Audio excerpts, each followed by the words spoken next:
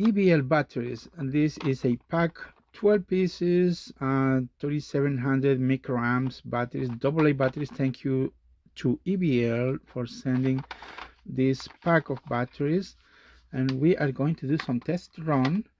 Check the battery.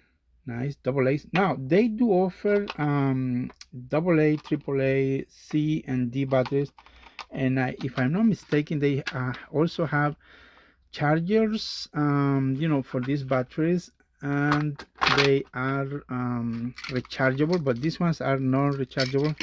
So let's do some test run on these EBL batteries. It's nice to have fresh batteries. Shout out to EBL for this nice pack of batteries. Really appreciate. Check the link in the description for EBL batteries. Nice slot of batteries. Excellent.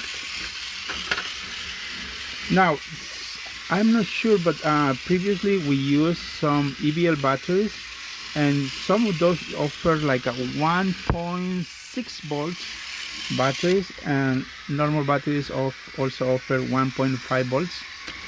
But not all the batteries are 1.5 or 6 volts.